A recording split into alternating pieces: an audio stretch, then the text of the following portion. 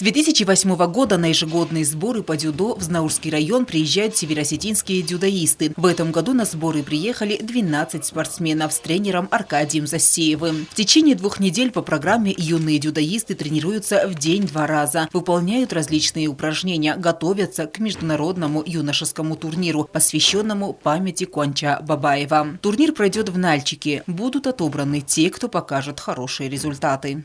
Занимаются 2 группы, набираются опытом. Это своего рода мастер-класс. Собираемся вывести нашу курортную зону в Магутни. Помимо тренировок для юных спортсменов организовывают совместные походы, посещают красивейшие живописные места района, вывозят их на речку. Питание трехразовое – 1, 2 и 3. Сегодня на обед юным дзюдоистам приготовили мясной борщ, пюре с гуляшом и легкий перекус. Североосетинские спортсмены всегда с большим удовольствием приезжают на споры. Они здесь не только тренируются, но и находят новых друзей, с которыми в течение 2 недель весело проводят время. Каждый год у нас здесь проходят подготовки на соревнования, на отбор на Россию, на Бабаевский турнир и на Северокавказский федеральный округ.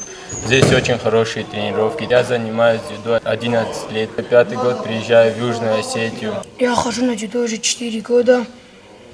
Готовимся к Бабаевскому турниру. Мне нравится в Южной Осетии. Хорошо тренируют, питание тоже хорошее, тренера тоже хорошие. По словам тренера Аркадия Засеева, воспитанники сами изъявили желание приехать и поучаствовать в сборах. Североосетинские дзюдоисты планируют приехать на очередные сборы и в августе, но в большем количестве. Алена Утева, Заур Устаев, информационный выпуск сегодня.